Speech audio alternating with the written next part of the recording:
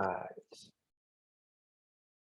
Hey, everybody, this is Greg Reffner with the Abstract Podcast. We have Park Howell, founder of The Business of Story and author of brand BeWitchery. Park, please say hi.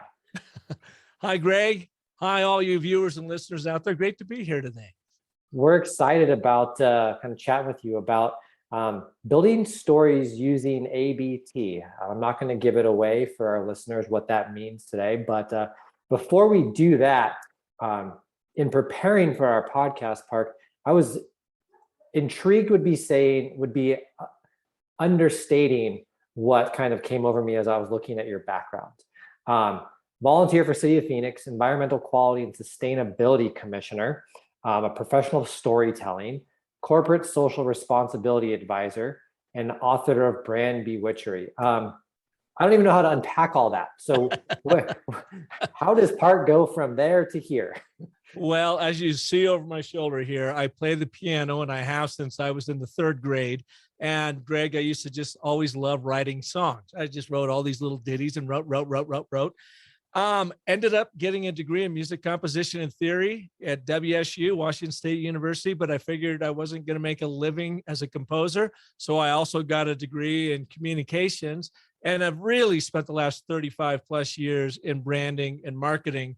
20 of those years running my own ad agency, Park & Co. out of Phoenix, Arizona. A lot of the work we did, or what I was really drawn to, was sustainability work, environmental work, purpose-driven cause work. And we built a really nice agency doing that. But I ran it for 20 years. 10 of those years, I really enjoyed it. The second 10, I didn't enjoy it as much because I'm kind of that restless soul. It's like, okay, been there, done that. It's going great. What's next? And that was right about the time where technology was really taking off. And I realized branding as we knew it was completely changing. While our clients used to own the influence of mass media, the masses had become the media and are the media, and they're louder, more vocal now than ever. And it's really hard to stand out. That's when I started studying storytelling back in 2004, 2005. Started applying it around 2008 through brand development and had a lot of success with it. But I was still learning as I went. So as you said, I wrote my book, Brand BeWitchery, which is my 10-step story cycle system to help brands really craft a compelling story and show them how to tell it in the world. But Greg, this can be complicated. It can be complex if you're not all dialed in. You know, if you have a guide like myself, I can help you get through it, but it's not as easy as it needs to be. And so I learned about the and, but, and therefore you talked about earlier, the ABT. And now I teach that, and that's where all great business storytelling starts, is that fundamental and, but, and therefore, and then we build from there. Last thing before I take a breath is, how did I then get involved in sustainability? Is because of my agency work.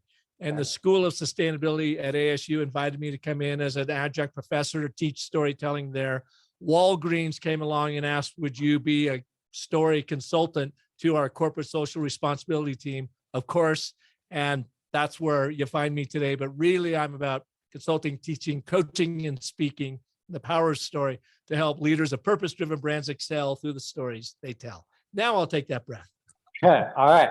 So that's a fair amount to unpack, but I think it lays the foundation for some of the stuff we're going to talk about. So first things first, when you say and, but, and therefore, ABT, my wife and I have this rule that we're never allowed to follow up an apology with but. So I'm sorry, but.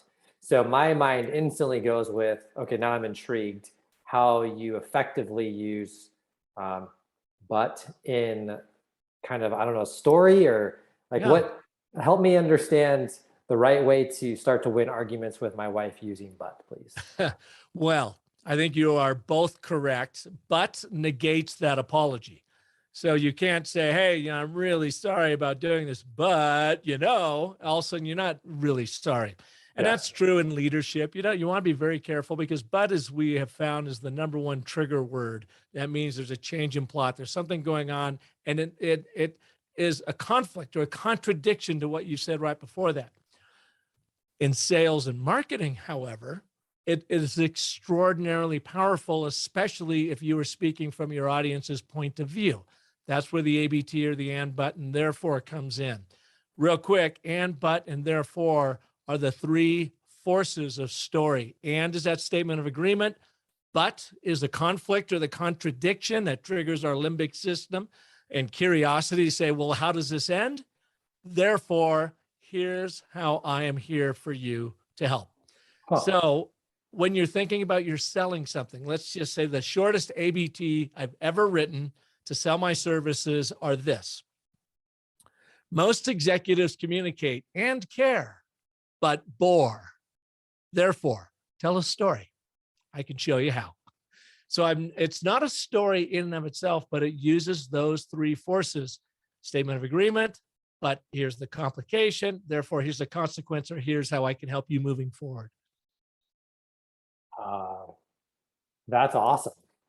And I can tell you practiced this a couple times because that was concise. Yeah, that was awesome. I learned it from Dr. Randy Olson, who is a Harvard PhD evolutionary biologist turned USC filmmaker who produced 3 documentaries on climate change and global warming, but has written 6 books teaching scientists what he learned in Hollywood to be able to communicate their big ideas. Everything he teaches now is down around the and, but, and therefore. When I learned about it from him in 2013 in his book called Connection, I immediately saw the power of the ABT to make a complex brand story simple, easy for an audience to digest. So I've worked with Randy ever since then. We've become fast friends, and I teach in his curriculum to scientists and then translate everything I'm learning there over into the business world. And it's just repetition, man. Practice, practice, practice. So that kind of makes me think of something you said early in our podcast here around creating your brand and your story is not as easy as it needs to be. Most of the time, when I hear people talk about that, they say as easy as it should be. And do you see this kind of ABT model helping business leaders maybe build a formula or some type of journey to make that as easy as it needs to be? Yeah, absolutely. It is the most powerful. Believe me, I have studied everything from the hero's journey, which led me to my 10-step story cycle system, to the Pixar pitch, which is complicated in and of its own right, because we aren't screenwriters, we're business communicators. And I found, and I also teach the 5 primal elements of a short story for big impact, which is an ABT, just expanded a little bit. But it all starts with and, but, and therefore. And to your point about branding, here's what your listeners and viewers can do right now. Here's the simplest way to think about your product and start really refining what your brand story is. First, identify your audience, your number one audience. It's not a bunch of people. It is that one core audience that makes up 80% of your sales. What do they want? And why is it important to them? That's your statement of agreement. Who's your audience? What do they want? And why it's important to them. But why don't they have it? What's standing in their way? Therefore, how are you the unique, most reliable resource for them to get what they want? How do you bridge that gap? How do you solve that problem for them? That is the quickest way. And believe me, I have created brands, coming out the wazoo. That's what was my core talent in all of my advertising marketing work, was brand development. And I found, man, if you can boil it down to that, Greg, who's your audience, what they want, and why is it important to them? That's your statement of agreement. Act 1, essentially. Now let's put in a little conflict or contradiction, but they don't have it because of this. Therefore, we're going to help get it because we offer it this way, like no one else does. Start with that, man. That gets your positioning statement down. That can actually lead to a tagline. I can give you an example of one if you like, real quick. Yeah. So there's this used car dealership for credit risk buyers in Quebec. And now, as soon as I say that, I've opened this story loop and you all are thinking, oh yeah, there are probably a bunch of sharks out there. They're just trying to get them in any car they possibly can. They know that they're going to make 3 or 4 payments. They're going to default. They'll go and jack their car back. They'll take their money and they'll sell it to someone else, right? You're nodding. That's what everyone thinks. Well, Prêt Auto Partes, which is French for ready car go, does something remarkably different. Okay. Andre Martin Hobbs, that runs that company, does it for one reason, and that is to help Canadians get back on their feet with their credit. Coming out of the recession, they got hit by, the global recession, or maybe they had a divorce, or maybe they had health care bills built up. These are people that have lost everything, and maybe it wasn't their fault. Maybe it was their fault, but they are really trying to get back on their feet. So he puts them in a vehicle, but he first makes them go through a little 3-hour financial planning thing. And he goes, Greg, before I sell you anything, I need to make sure you come to grips with and are accountable for what your finances are actually, because I want you to be able to make these payments every month for the next 2 years. You do that, you will have repaired your credit. And we're going to follow up with you every month for the first 3 months, and then every other month, just to make sure that everything's cool. So he's not literally a used car salesman. He's a financial planner for these people. That's genius. Isn't that genius? So we did an ABT for him when I heard this, and I said, you know what it is? And it's written from your buyer's perspective. You want the freedom of owning your own car, but you have bad credit. Therefore, Freight Auto Parties will put you in a car you can actually afford to get you back on the road to financial freedom. That's his ABT. That's his position statement. It all led to this one tagline: Freight Auto Parties, your vehicle to financial freedom. Interesting. Well, okay, I would challenge you a little bit here. Yep. And obviously, this is, I'm an expert in ABT for all of 11 minutes now, so I know everything now. So wouldn't it be like something like you want the freedom a vehicle delivers, but you don't understand how to? There's a deeper thing there, like, but you don't understand how to properly manage your finances. Like, I don't know. Maybe I'm thinking about that in the wrong way. No, it's a really good question, Greg. And the thing about an ABT is once you get it down, that core ABT, you can start pivoting it to other ways. Now, here's one thing. So you are right. If I'm a buyer and I know I want the freedom of owning a car, but I'm kind of messed up in my mind, not sure, can I really afford one? I don't really understand my credit rating. What can you do? That ABT would be great. You want the freedom of owning your own car, but you don't understand the financing, and that's what got you in trouble in the first place. Therefore, come in. We will help you understand your financial position and get you into a car you can actually afford. What I learned about Freight Auto Parties is people initially did not come to them for that financial acumen, that development. They came to them because they just wanted a car. Yeah. And that's when they had to push back and go, wait. I'm not sure you can afford a car or afford one of our cars. And you may want that car there, but we're going to put you in this car here because you can actually afford that one. The only way we're going to know is unless we put you through that financial planning. So my ABT was about that car buyer that just wants a car, but they got crappy credit. Therefore, we're going to help you get in a car and get you on the road to financial freedom. So we start to set that up, but we're not as specific in that overarching brand story. By the way, he was hoping to grow. This was 4 years ago. I helped him with that. He was hoping to add 1, maybe 2 more dealerships by 2020. They are building their 5th dealership now and are the fastest used car dealership in Quebec. People take the bus 8 hours to come into them to get a car now. That's how powerful their ABT and their brand story is to that audience. That's awesome. Well, okay. So Abstract is a startup. We've been live in market for like 6 months now. And we still iterate on our story. It's definitely an ongoing work in process. And like, what advice would you give for someone like us that is bringing what is arguably still a new technology? The market by and large doesn't even know what we deliver is technologically possible or exists. Like, how do we create a story that kind of educates, but also gets people to believe and buy into what we're doing? All right, well, let's do it real quick. And I know nothing about you, so I've done no research. You and I have not set this up. Let's just see what happens here. Yeah. So Greg, let's start and write an ABT for you real quick. We're going to start with the problem. We want to get that but statement as a singular a narrative as possible. Then we're going to set it up with your customers. So what is the problem you solve for in the world? Reactive sales coaching.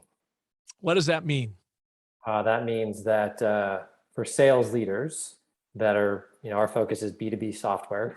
For sales leaders in that space, the tools they have available to them today only allow them to be reactive with their coaching. They can only identify and coach on things after they've happened. And you help them to become proactive, to anticipate what's going to happen? So we have a real-time technology that actually coaches in the moment while reps are on calls. So based upon what Park, my prospect, says, Abstract tells me as a sales rep what to say in response to your objection.